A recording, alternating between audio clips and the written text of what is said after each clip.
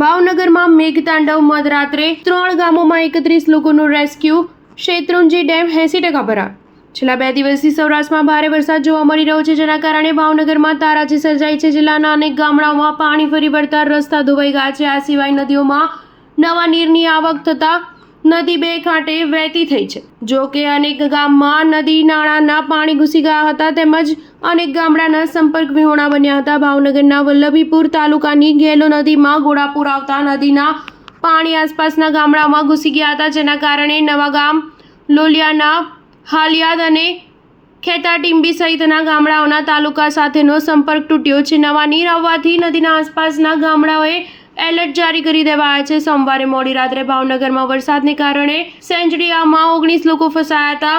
મોખડકામાં 11 તેમજ આકુલાડિયામાં 1 વ્યક્તિ ફસાયાની માહિતી છે. પાણીનો પ્રવાહ વધતા કુલ 31 લોકો ફસાયા હતા. જિલ્લાની વિવિધ રેસ્ક્યુ ટીમ દ્વારા આ લોકોને બચાવવામાં આવ્યા હતા. આ સિવાય મોડી રાત્રે ભારે વરસાદને કારણે મહુવાના તલગાજડામાં ગામ નજીક રાતોલ તલગાજરડા રોડ ઉપરથી જતા મોડેલ હાઈસ્કૂલના અંદાજિત 38 જેટલા વિદ્યાર્થીઓને સલામત રીતે બચાવી લેવાયા હતા. મળતી માહિતી મુજબ એક જ રાતમાં શેત્રુંજી ડેમમાં પાણીની ભરપૂર આવક થતાં જળ સપાટીમાં 6 ફૂટનો વધારો થયો હતો.